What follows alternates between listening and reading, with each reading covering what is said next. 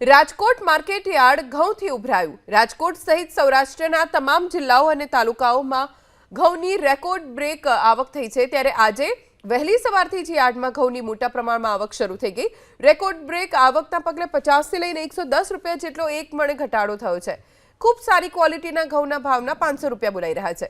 એક તરફ બિયારણ, જંતુનાશક દવા, રાસાયણિક ખાતર અને મજૂરીના દર વર્ષે વધતા જાય છે, પરંતુ બીજી તરફ ખેડૂતોને છેલ્લા 5 વર્ષથી 450 થી 500 રૂપિયા મળી રહ્યા છે, જેના કારણે ખેડૂતો પરેશાન છે।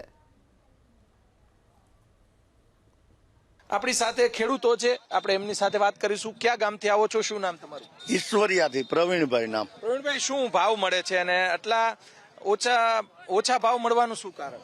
400 થી 500 મળે છે, બરોબર, પણ આવક અત્યારે વધારે છે, લેવલ ઓછી છે।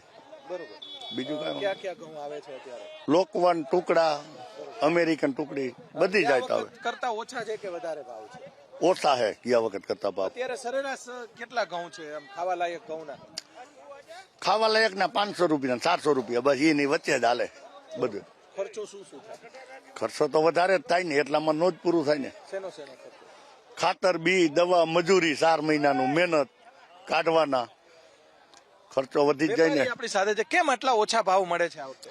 આ વખતે ઉપર જ લેવાલી નથી ઘઉંમાં, એટલે પછી ઓછા ભાવ મળે છે। બરોબર, કેટલી આવક છે? આવક અત્યારે તો પુષ્કળ આવક છે, બરોબર, અને ઘઉંની જ વધારે ઘઉંની જ આવક છે।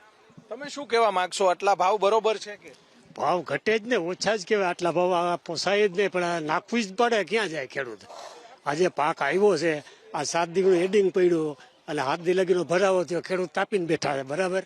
આ હેડિંગ ખરેખર તો છે ને ફેરફાર કરવો જોઈએ એને, માર્ચિંગ। હા, એ જાન્યુઆરીમાં લઈ લઈએ ને તો આટલી ભી ન થાય। અત્યારે બરોબર શિયાળુ પાક આવે ને એક બાજુ, હા, અને જે મજૂર લોકો છે એને ઘરે જવાનું હોય, 12 મહિનાથી અમારી ખેતી કરતા હોય તો એને ઘરે તો જવું પડે ને બિચારાઓને।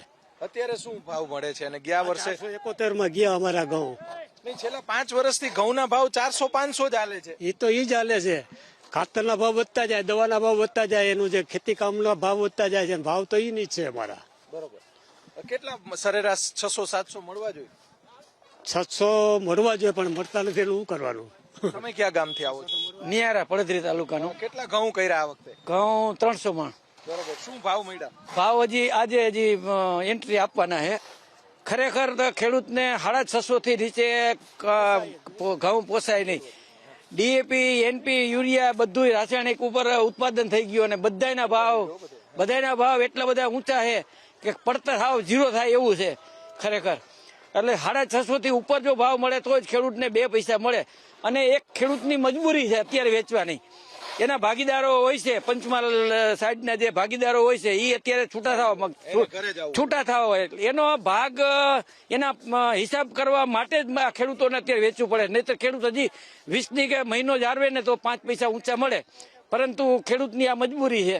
અને ટેકામાં કોઈ એવી સરળ પદ્ધતિ નથી, એટલે એમાં કોઈ નાખવા માંગતું નથી। નહીતર ટેકામાં થોડો ઘણો માલ જાય તો યાર્ડમાં માલની સરેરાશ જળવાઈ રહે। નહીં, આ વખતે એકય જણસના પૂરા ભાવ નથી, મરચાના બરોબર નથી મળતા, લસણના ભાવ પણ ઉતરી ગયા છે, બરોબર।